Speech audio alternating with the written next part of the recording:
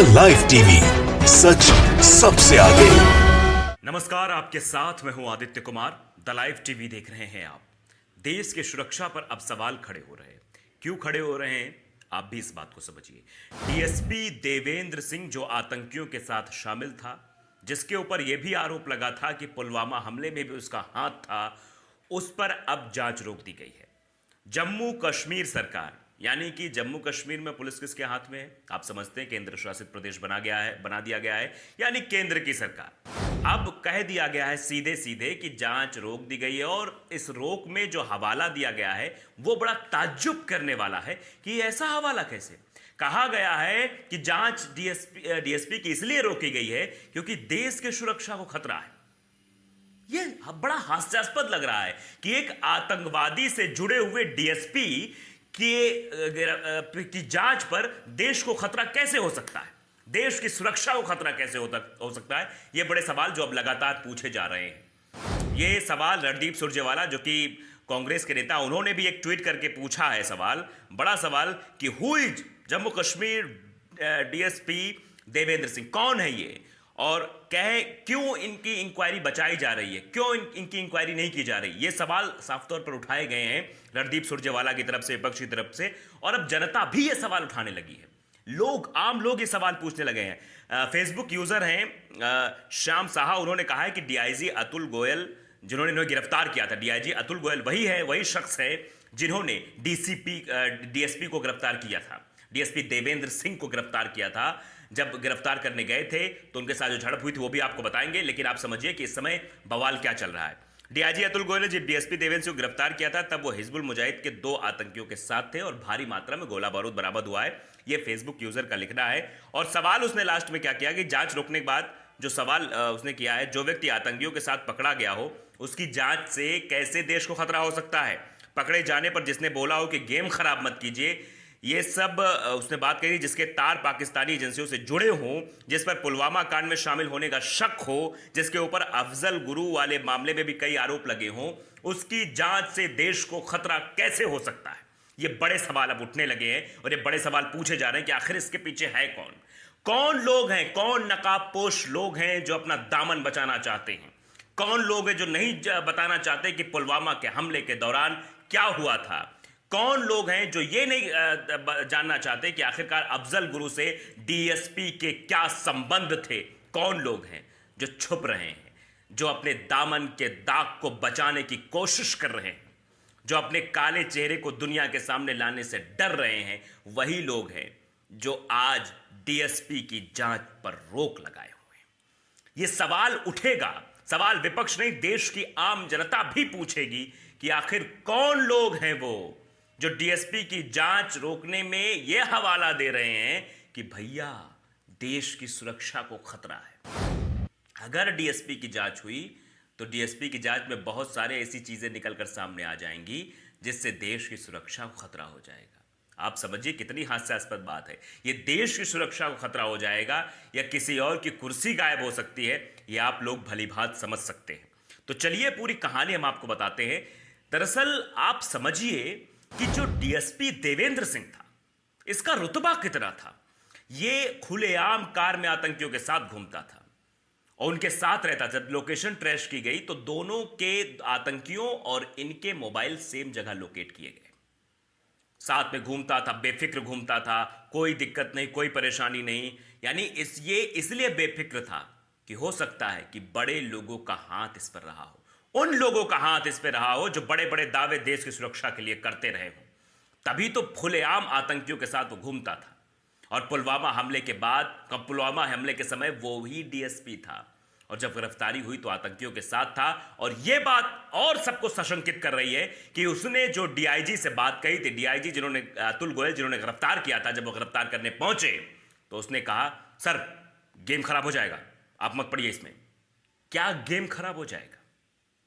Game यह खराब हो जाएगा कि आने वाले समय में ये खुलासे हो जाएंगे कि आखिरकार पुलवामा हमले में कौन शामिल था, या ये सामने आ जाएगा कि अभी क्या क्या खुलासे होने वाले हैं, क्या क्या बातें सामने आने वाली हैं, ये हो जाएगा। इसीलिए शायद गेम खराब होने की बात उसने कही थी। डीआईजी साहब ने गिरफ्तार तो कर लिया, लेकिन जांच उनके हाथ से वापस ले ली गई। जांच एनआईए ने अपने हाथ में ले ली, यानी दिल्ली की एक जांच एजेंसी ने अपने हाथ में ले ली। समझते जाइएगा आप एक एक पॉइंट। जांच एनआईए के पास पहुंच गई, एनआईए जांच कर रहा था, और पिछले साल ही जो बात निकलकर सामने आई वो ये सामने आई कि पुलिस रिपोर्ट नहीं सौंप पाई, इसलिए उसको जमानत दे दी गई। कितनी हास्यास्पद बात है, जांच रिपोर्ट ही पुलिस नहीं पेश कर पाई कोर्ट में, इसलिए उसे जो है जमानत दे दी गई। ना पुलिस जांच रिपोर्ट सौंप पाती है। अब पुलिस ये कहती है, अब ये कहा जाता है कि अब जांच नहीं होगी, क्योंकि अगर आगे जांच बढ़ाई जाएगी तो देश की सुरक्षा खतरे में पड़ जाएगी। ये सवाल देश पूछ रहा है, देश की आम जनता पूछ रही, कौन से वो नकाबपोशों को बचाने की कोशिश की जा रही है? वो कौन लोग हैं? क्या वो इतने बड़े हैं, इतने ताकतवर हैं कि अगर जांच बढ़ी, डीएसपी के आगे तक पहुंची, तो उनके चेहरे सामने आ जाएंगे, उनकी काली करतूत सामने आ जाएगी? ये अब सवाल पूछे जाने लगे हैं, और ये इसलिए भी पूछे जा रहे हैं। देखिए, हम सारी चीज़ें आपको बताएंगे। गिरफ्तारी के वक्त देवेंद्र सिंह ने ये क्या क्या कहा था वो भी सब आपको बताएंगे, लेकिन ये बड़ा हैरानी की बात होती है जब एक बात सामने, जिस आतंकी को पकड़ना था उसके ऊपर 20 लाख रुपए का इनाम था। ये बहुत ही गंभीर बात है। जम्मू कश्मीर पुलिस के मुताबिक हिजबुल के दोनों आतंकियों के साथ डीएसपी देवेंद्र सिंह की 12 लाख रुपए की डील हुई थी, ये बात सामने आई। लेकिन जो आतंकी थे उन पर 20 लाख रुपए का इनाम था। तो अब यह सवाल खड़ा होता है कि डीएसपी अगर चाहता तो 20 लाख रुपए उसे मिलते, उन आतंकियों को गिरफ्तार करवा देता। तो क्या वो 12 लाख रुपए में डील करेगा? यह बड़ा सवाल है, और ये जांच को भ्रमित करने के लिए बस किया गया था ये प्रोपेगेंडा। जम्मू कश्मीर पुलिस के मुताबिक ये कहा गया कि डीएसपी देवेंद्र सिंह के आतंकियों से 12 लाख रुपए की डील हुई थी, जबकि उस आतंकी को गिरफ्तार करने के लिए 20 लाख रुपए का इनाम रखा गया था। अब ये सवाल अपने आप में बहुत बड़े हो जाते हैं कि आखिरकार इस जांच को प्रभावित करने की कितनी कोशिशें की गई हैं। पुलवामा के समय देवेंद्र सिंह ही डीएसपी था। इतनी बड़ी चूक कैसे हो गई? इतना बड़ा आतंकी हमला कैसे होगा जिसमें 40 जवान देश के शहीद हो गए? उसकी जांच में अभी तक नहीं हुई है, और जो दोषी है, अब कहा जा रहा है कि दोष साबित तो अभी नहीं हो पाए, लेकिन यह कहा जा रहा है कि जो आरोपी है उसकी जांच ही अब नहीं की जाएगी, यानी डीएसपी देवेंद्र सिंह की जांच प्रभावित की जाएगी, और जांच में इधर उधर की चीजें आपके सामने पेश की जाएंगी, परोसा जाएगा। वो जांच नहीं हो पाएगी जिससे यह बात साबित हो सके कि पुलवामा का असली गुनहगार कौन है, पुलवामा किसके शह पर हुआ, हमारे भारत देश के जवान किसके शह पर शहीद हो गए। ये सवाल अब खड़े होंगे, और ये सवाल पूछे जाने चाहिए। ये जनता भी पूछ रही है, विपक्ष भी पूछ रहा है। ये आखिरकार डीएसपी देवेंद्र सिंह को बचाने की कोशिश क्यों की जा रही है? किसके शह पर उसे बचाने की कोशिश की जा रही है? कौन लोग हैं इसके पीछे? कौन से देश के गुनहगार छिपे हुए हैं? कौन से ऐसे लोग हैं जो नकाबपोश बने हुए हैं? उनके काले चेहरे देश के सामने आने चाहिए, उनकी काली करतूत देश के सामने आनी चाहिए। लेकिन प्रभावित तो किया जा रहा है ना साहब। अब देखिए, अब कनेक्शन आप समझिए कि जम्मू कश्मीर केंद्र शासित प्रदेश है, सरकार किसकी है? केंद्र की है। केंद्र में सरकार किसकी है? भारतीय जनता पार्टी की है। तो अब यह सवाल उधर भी जाता है, क्या भारतीय जनता पार्टी की सरकार यह सब करना चाह रही है? जांच को प्रभावित करना चाह रही है? नरेंद्र मोदी और अमित शाह जांच को प्रभावित करना चाह रहे हैं? ये सवाल भी अब पूछे जाने लगे हैं।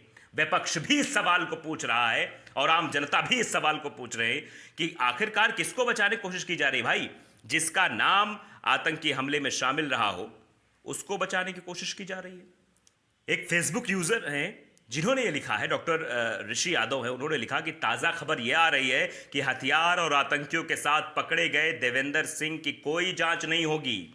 आदेश में कहा गया है कि जांच से राज्य की सुरक्षा को खतरा है। क्या समझे? यह उन्होंने लिखा है। तो आप समझिए कि लोग, जनता भी अब ये सवाल पूछने लगी कि आप क्या करना चाह रहे हो भाई? किसको बचाने की साजिशें रची जा रही है? ये सब क्या हो रहा है देश में? ये सवाल अब पूछे जाएंगे, और इन सवालों के जवाब भी देना होगा कि आखिरकार देश की सुरक्षा को खतरा किससे है। अब ये सवाल पूछे जाने चाहिए कि डीएसपी की जांच से किसे खतरा है? देश की सुरक्षा को खतरा है, या उन लोगों को खतरा है जो इसके पीछे साजिश में थे, जिनका हाथ खून से रंगा हुआ है?